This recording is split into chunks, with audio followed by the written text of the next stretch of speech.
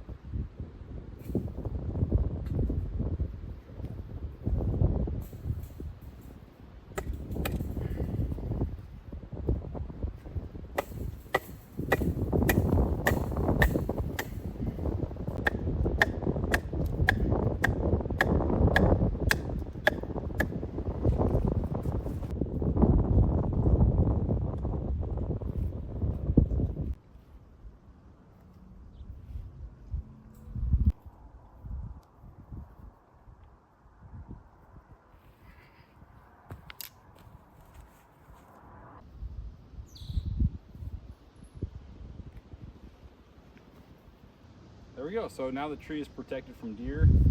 Should be protected from rodents. And then when I need to work on it, I can just pull this cage off, get into it like this to water it or root it.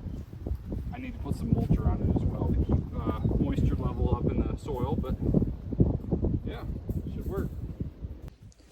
can see how perfect this soil is down here. I'm closer to the creek, and honestly, in the floodplain of the Illinois River, and it's got some sand, just a little bit of sand in it, but otherwise nice loamy soil. So should be perfect.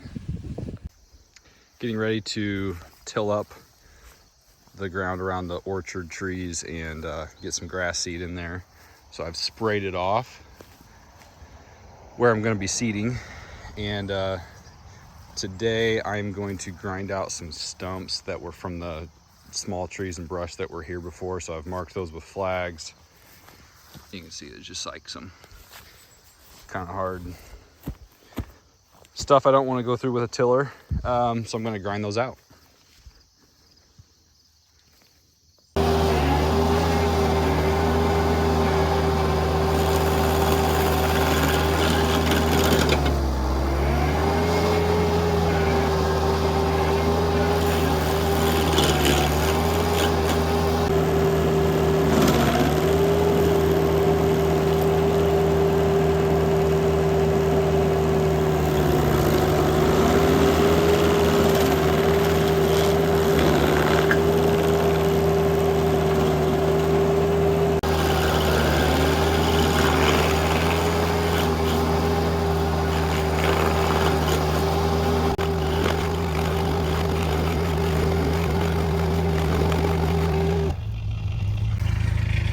So that's going to be good enough for my purposes.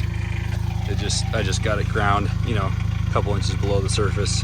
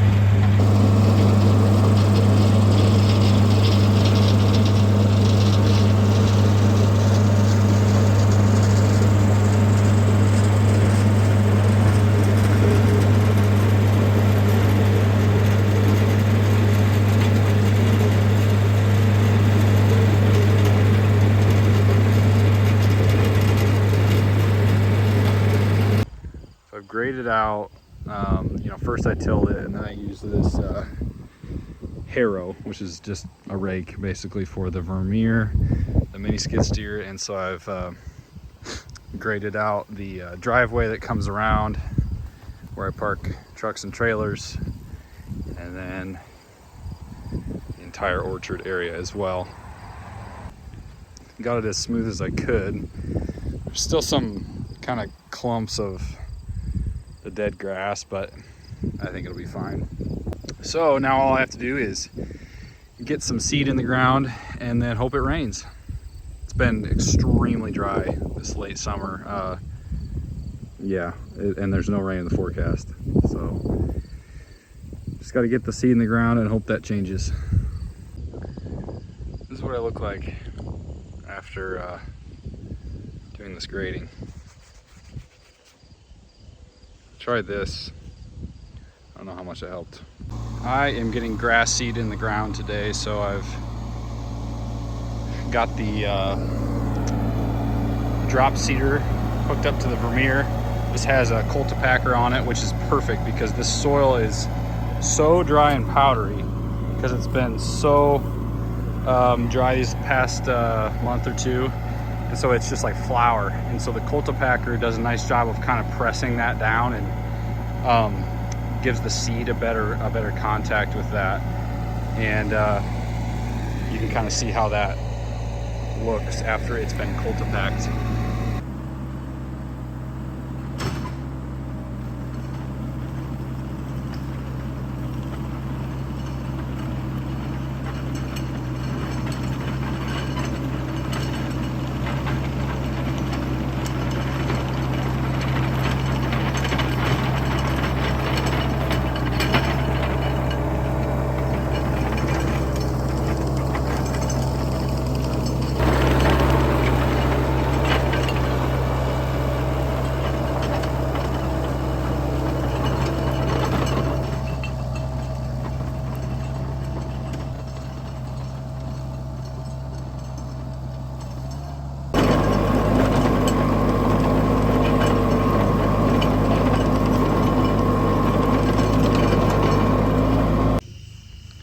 Getting done a little late, but got everything seeded.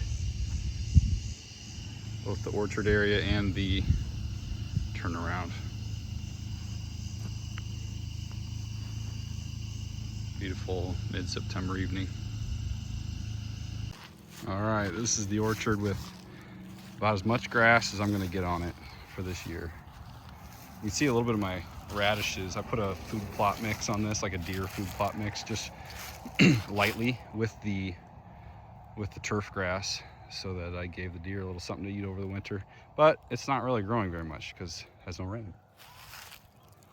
But I think it's germinated enough that in the spring it should thicken up nicely. So that's about it.